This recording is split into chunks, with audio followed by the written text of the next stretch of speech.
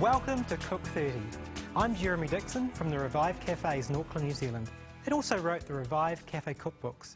And today I'm going to share with you some delicious, healthy meals that you can cook at home. Cook 30 food is healthy, easy. It's all about using whole grains, plant-based proteins, fruit and vegetables, and lovely herbs and spices to wrap it all up together. So join me now for the next 30 minutes and learn some new and exciting dishes for your family. On the menu today we have freshly baked jacket potatoes, and who doesn't love these? And we've got some delicious toppings.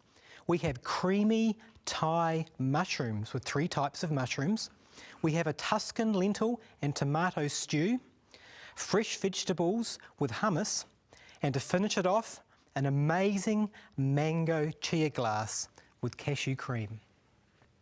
Now, to make delicious meals in 30 minutes, you've got to be really prepared. So we've got a nice clear working surface here, chopping board, sharp knife, blender ready, the oven's on at 400 degrees Fahrenheit, 200 Celsius, and our fridge is stocked with all the ingredients we're going to need. Now, we're doing jacket potatoes today, so I've started ahead of time, about an hour ago, and put some potatoes in the oven. So these take about an hour at 400 degrees Fahrenheit. They vary depending on the type of potato and how big it is, but that's just a good guideline.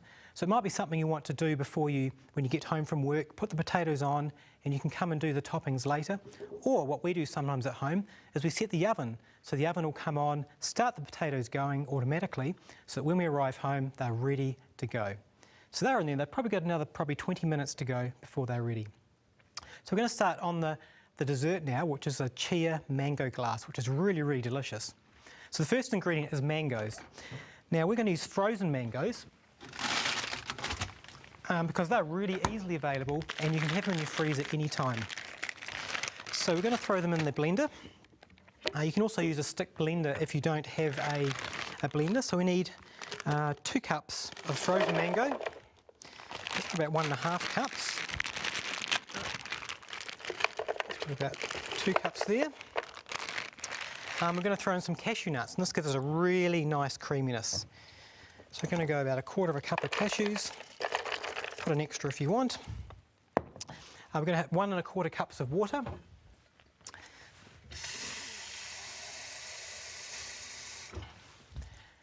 Just to help it go around. We're going to add a bit of honey for sweetness. Depending on how sweet your mango is, you might want to not add honey, but just a little bit always helps it to be nice and sweet, or you could use dates or something. Don't add sugar, of course, because sugar is a very unhealthy ingredient to add. And we're just going to blend that up and into a nice kind of start for the dessert.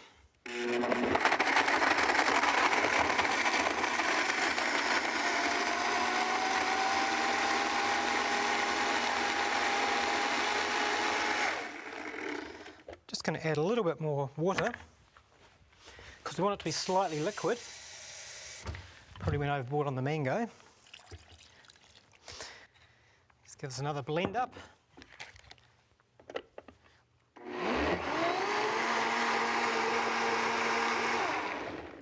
There we go. So we've kind of got like a mango smoothie thing happening here. So as you can see, it's quite liquid. So I'm going to pour it in there. And we're just going to add some chia seeds. These lovely little seeds, the beauty of these actually swell up and make a really nice dessert texture. So I'm going to add 1/4 cup of those and just stir it around.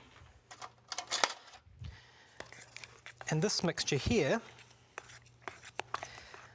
they'll slowly swell up and give us a nice thick dessert.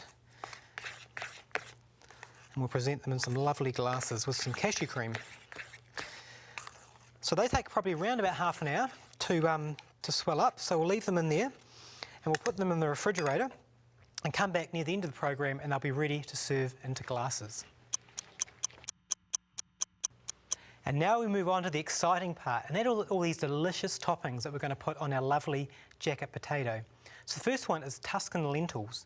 So any kind of hot potty lentil stew kind of dish starts really well with the basic onion. So the first thing we want to do is get an onion into the pan. So just chop your onion and dice it as small as you can. And onions just give just a lovely depth of flavour with any dish. There are more trendier, chefy ways of cutting an onion, but this simple way here is the way I do at home mostly the best. So we're going to put a bit of olive oil just to get it started. These pans are hot already. I'm going to fire the onions in. Just give them a bit of a stir around. And celery, it goes really well with lentils, so you want around about a cup of celery. Again, with this type of stew type dishes, your quantities are not all that critical. So we're just going to dice it, so just slice it lengthwise, like that.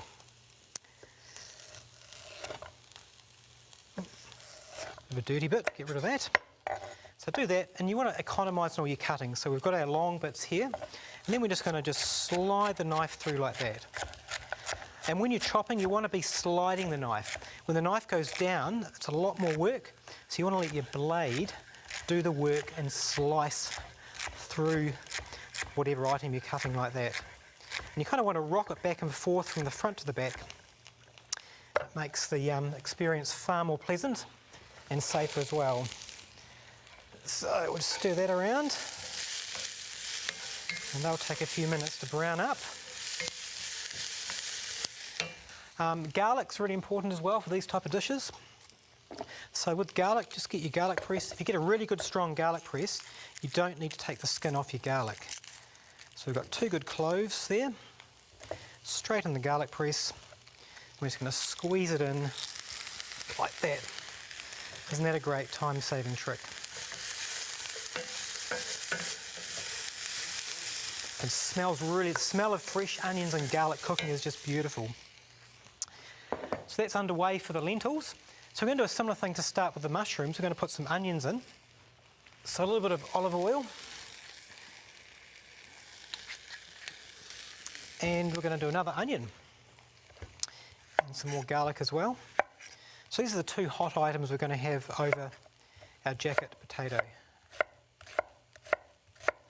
And often at home we have friends around for like a Friday night life group or study. And this is just a great simple dish you can have to entertain people. You just throw the jacket potatoes in the oven, as many as you want, and just make all these yummy, delicious toppings. It's really good. You can provide the potatoes and get people to bring the toppings. So it's a good communal way of having a meal that's really simple. And stirring so they don't burn. And now what mushrooms? So we're using 3 types of mushrooms.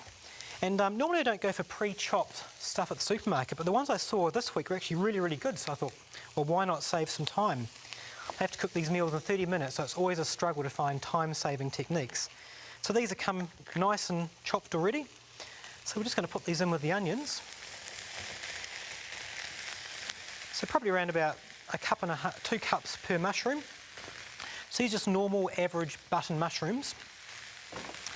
We've also got some shiitake mushrooms, and these are really nice, and they're kind of a bit chewier, and they give a really nice mushroom flavour, so we'll pop them in. And we have some portobello or flat mushrooms. We're going to have to chop these up, but these are actually really easy. So you've got 3 different kind of flavours of mushroom, and 3 different kind of tastes as well, so it makes it much more exciting. And this may look like a lot, but mushrooms actually have a lot of moisture in them, so they will shrink down to a very small component by the time we're finished. So I'll put these ones in here. And we'll just let them simmer away, and by the time we get near the time to serve, this will be a much smaller amount of mushrooms. It just smells, that combination of the onion and the mushroom, garlic. Got to have some garlic with the mushrooms. So again, just get the garlic press, put it in, and squeeze it through like that. So that's on top, but it'll filter down later. Now, if you don't like mushrooms, then there's other things to choose from. But if you love mushrooms like I do, this is just a really delicious dish. And so we'll just let it cook down to develop all those lovely, lovely flavours. So I've been running cafes now for nearly 10 years, just over 10 years, and starting Revive was one of the most exciting things I ever did in my life. I had a really well-paying job doing marketing, and one day I decided I just wanted an adventure to help share healthy food with people. And just to let you know, share a bit of a day in the life of being a cafe owner. It's full of lots of fun, and you get lots of great comments from customers, and the food tastes great. But man, it's a really tough job. I mean, and very varied as well. I mean, some days I look back on my day and look at all the different things I did. I might have started off cooking in the morning, might have spent hours serving customers. Hospitality relies heavily on staffing, so always constantly interviewing for more people to come along. And there's always HR issues, people needing holidays, have to do payroll and pay people. You have to pay tax, that's another thing that takes up a bit of time. One day I might be spending all my time doing marketing, developing some flyers to give to local people in the neighbourhood or local offices. I could be involved in maintenance, you know, the toilet breaks down, the blender stops working. We had a power cut one day, a water cut. So your day running a cafe is just full of, everything just comes at you every day, and every day is different. But one thing I really like about it is it's just so varied with all the different things I do. So if you ever want to work in a cafe, it's a really fun thing to do. But be prepared for a life full of very interesting and busy things to do. So yeah, that's just a little sharing of what happens in my life in the cafe. And obviously once I got to a stage where I could employ more people to do things, it meant I could take time out to write cookbooks and do shows like Cook 30. So it's been a great ministry. And just all the letters I get from people and emails about how people's lives actually get changed by eating healthier food. It's really exciting to have people say, look, my diabetes score has improved, I've lost weight, I'm feeling so much better, I don't get sick anymore. So make sure you kind of use some of these great ingredients, these healthful ingredients, and your life can actually change for the better. So I'll just let these mingle and we'll move on to the next step of our meal. If you've just joined us today on Cook 30, we are making freshly baked jacket potatoes with some amazing toppings.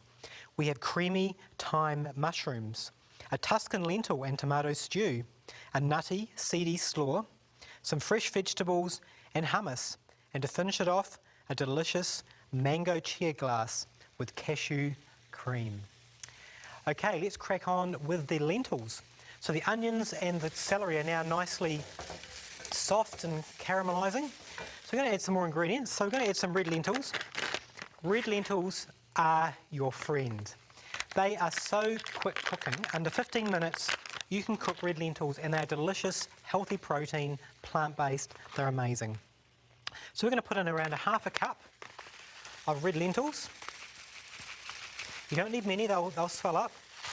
And around about 2 litres of water. Sorry, 2 cups of water. So about 1 to 4 is your general rough ratio.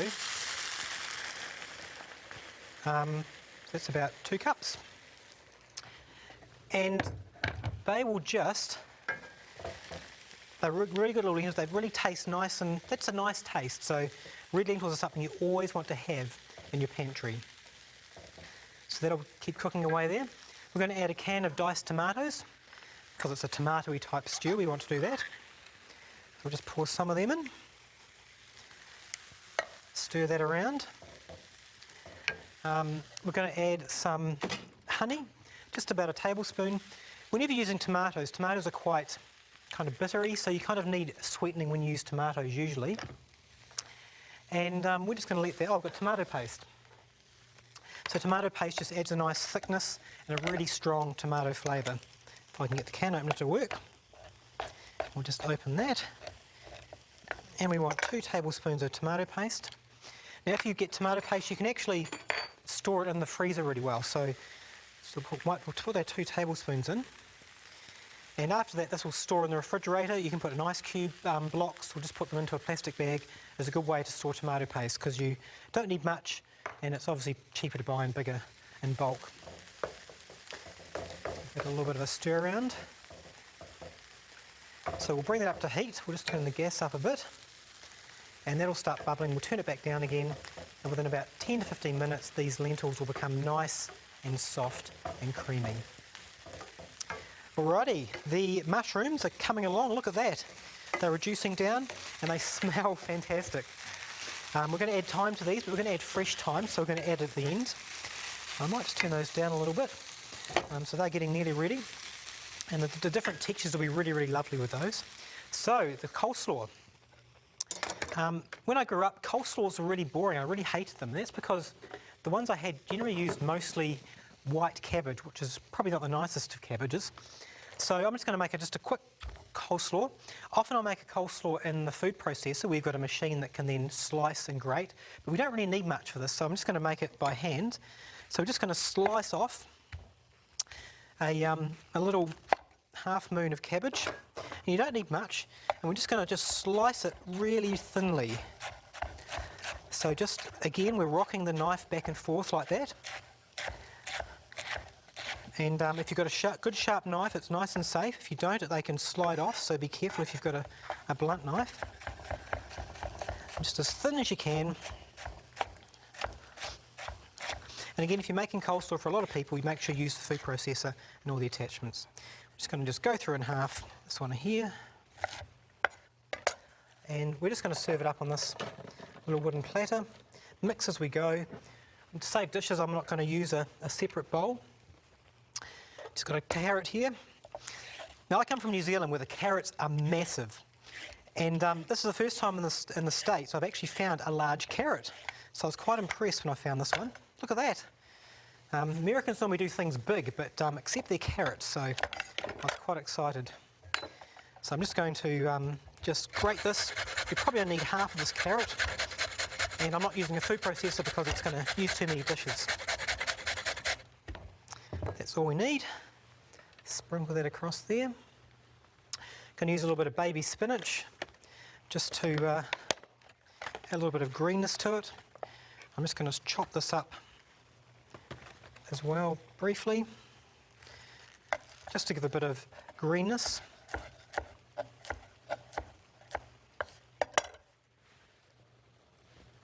And I've got some bean sprouts. These are optional, but bean sprouts are a lovely fresh thing to add to a dish.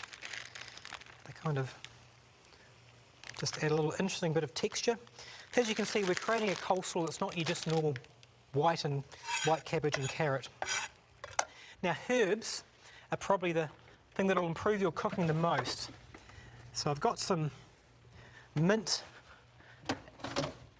and some parsley here. The best way to store your herbs in the fridge is wrap them in a paper towel. So we're just going to chop up the mint and the parsley.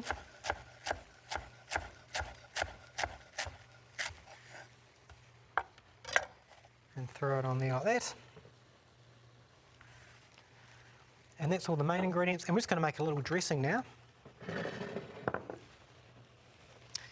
With some, this is a really quick dressing, some honey, so a tablespoon of honey, tahini, which is just ground up sesame seeds, so probably around about 2 tablespoons of that. We're going to use the juice of 1 lemon. So as you can see, we're just firing in lots of really delicious flavoursome ingredients. So I'll just do the other half of that lemon.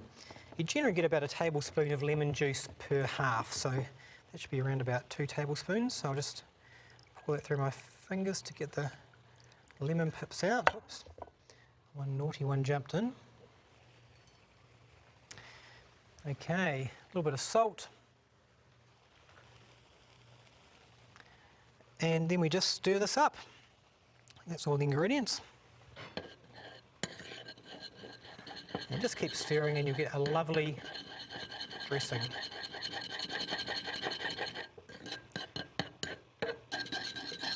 So that eventually comes up to be a nice dressing kind of texture. You may need to add a little bit of water. Just going to drizzle that over there like that.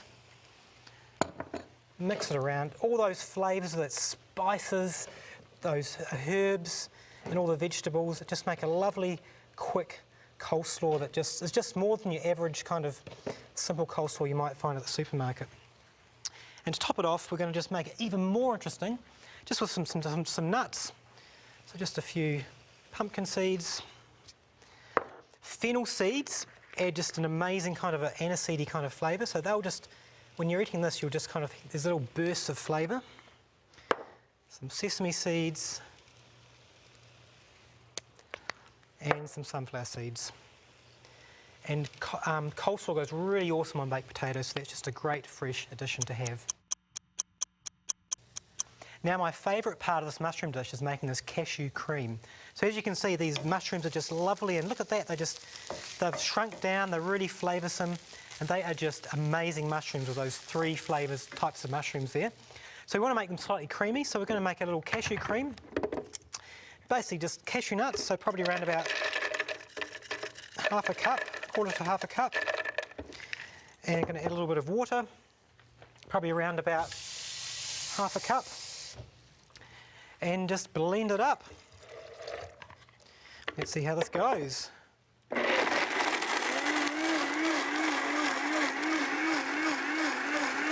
you want to make sure that the cashew cream is actually cream, not just water and nuts. So keep blending until it's really, really fine.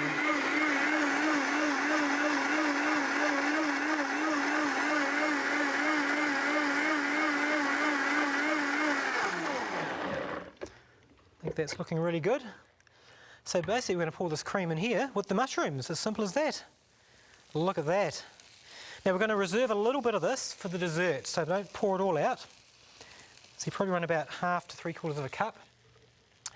And just going to stir it in, we need a little bit of salt. So probably around about 1/4 teaspoon of salt. And it's as simple as that, and these mushrooms just turn really beautiful and creamy. So you've got this lovely mushroom taste. So once it's like that, we just pour it straight into our serving dish. As quick as that, they don't need to mingle around for too long. And that's a delicious topping for a baked potato. But wait, there's more. You want to make sure we've got the thyme. So some fresh thyme, you can use dried if you want, but there's nothing like a bit of fresh thyme. So just get some from your supermarket. You can string it off with your fingers, but you can just chop it really finely. If it's nice and young, a few stalks are not too bad. Or you can actually string it off like this as well, so you can kind of get bits of thyme off like that. So just however you want, as long as it's thyme, that's the most important thing. Just smells amazing, and thyme and mushrooms just go together really, really well. So that's just beautiful there. I might just put a couple of strips on top if you want, just a bit of extra garnish, just to make it look nice. And that's ready to go with the mushrooms. So now we're going to, just get rid of this, finish off the Chia dessert. So this has been chilling in the refrigerator, and it's thickened up somewhat. So within dessert, you kind of want really nice glassware. So I've got these really nice glasses here, and we're just going to pour it in to the bottom. So effectively like this, just, whoops, nope, that one's not going to work. We'll come back and clean that up later.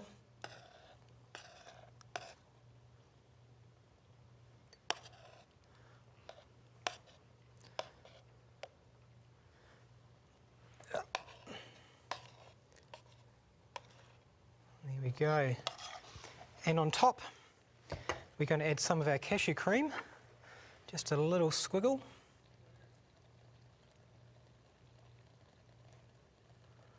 Just like that. And we'll just throw some berries on top for good measure. Grab some blueberries, just to make it a little bit special.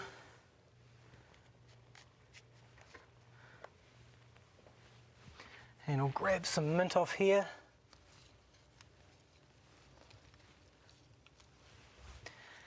And that is a lovely mango chia glass dessert. Doesn't that look amazing? It's ready for the table. Let's get the main event out of the oven. We've got these beautiful baked potatoes. And a great way to serve these is just grabbing them and just cutting them an X in them, like this, and then just squeezing them open, just like that.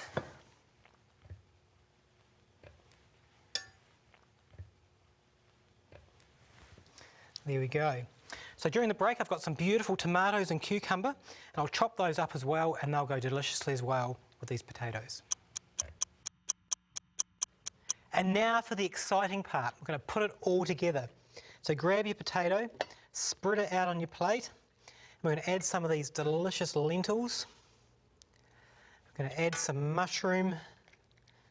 Look at this stuff. This is just amazing. A bit of hummus. Some fresh vegetables, drizzle it over, and a topping of this coleslaw on top. Look at that, an amazing meal, and of course finishing off with the Chia pudding. Thanks for joining me on Cook 30, and I look forward to seeing you next time.